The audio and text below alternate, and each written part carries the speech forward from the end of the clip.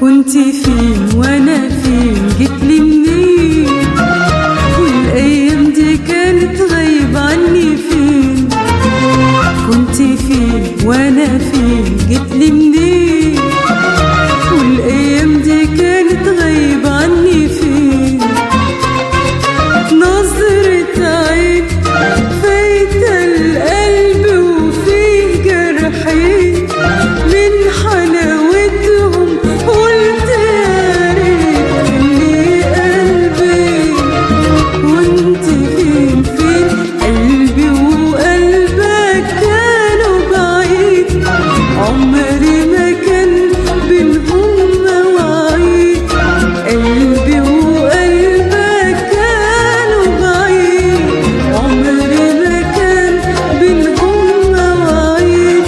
يوم ما قابلتك كان يوم عيد، شفت وانا حلو من سنة، وكلام ساعتين فات في دقيقتين، قالوا نفسين قلبين وروحين. فين كنتي فين وانا فين، جيتلي.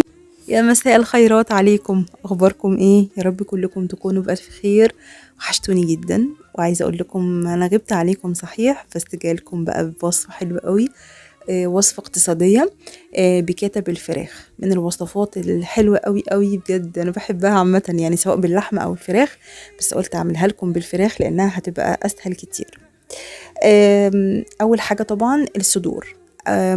بصي، هاتي دايما الصدور اللي هي رفنعه، ما تبقاش مليانه قوي، علشان بس تبقى لذيذه كده قوي في الصوص بتاع البيكاتا.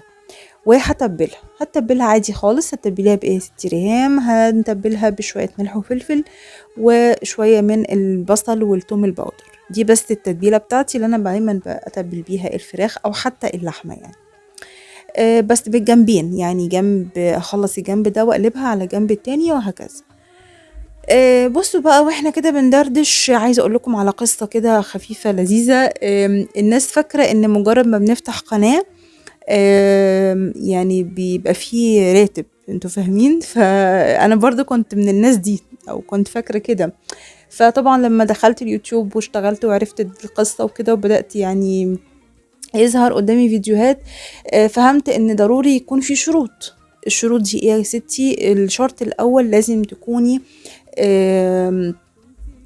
عندك 1000 مشترك، وكمان حققتي 4000 ساعة مشاهدة. فطبعا دي قصة كبيرة قوي، طبعا ما جتش 10% من الشروط اليوتيوب. فده عايزة بس اقول لكم على الشروط دي. اللي هي بتبقى 1000 مشترك، لازم يكون في 1000 سبسكرايب موجود، وكمان 4000 ساعة مشاهدة يعني حقيقية، يعني حقا يعني. وبعد كده اليوتيوب بيخبرك ان انت خلاص حققتي الشروط، فبتخش تقريبا مراجعة، او ان هي بيشوف لو في اي مثلا يعني حاجة مخالفة عن للقناة وكده، فبيخبرك اذا كان اوكي تمام هتكملي ولا القناة مش هتتفعل.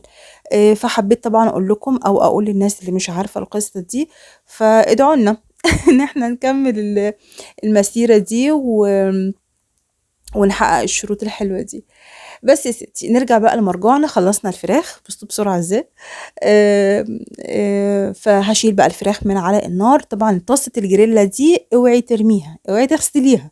هناخد البهاريز الحلوة دي وهنعمل بيها بقى احلى صوص بيكاتا. يعني جربوا بجد، هيعجبكم قوي.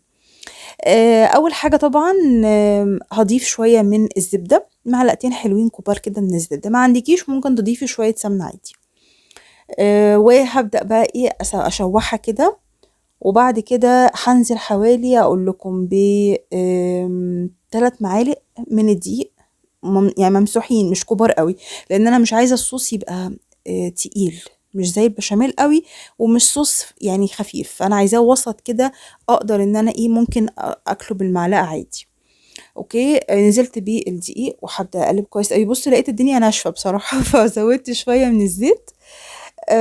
فعلشان تبقى ايه الدنيا، الدقيق يدبل شوية في المادة الدهنية اللي بضيفها. ويا ستي بقى البهارات بتاعتي اللي نزلت بيها، هقولك هفتكر. مكعب مرقة، مش حابة هتضيفي مكانه توم باودر، بصل باودر، بابريكا، شوية ملح وشوية فلفل، والصوص هيبقى بجد تحفة. فانا كان عندي فقلت اضيف نصه، الحقيقة ضفت نصه مش كله. وهنزل بقى باللبن واحدة واحدة، تمام، لحد ما السمك بتاع البيكاتا يبان معايا اكتر. وفي نفس الوقت كمان لو لقيتيه تقيل ما عندكيش لبن زودي شوية مية هتظبط معاكي برضو. وضفت شوية الملح والفلفل تاني لان لقيت نص المكعب ما جابش معايا قوي، او ما يعني ما حدقش قوي الصوص، فرحت نازله على طول بكل البهارات الحلوه دي. عارفه كل ما تزودي بهارات بس طبعا مش كتير، هتزودي بالمعقول فهتلاقيها اللي يعني الطعم احلى. خلاص نزلت بالفراخ، وطبعا بسويها شويه اوكي، وبعد كده بشويه بقدونس وشويه حركات كده، وبألف هنا وشفا. اشوفكم ان شاء الله على خير في فيديو جديد. يلا باي باي.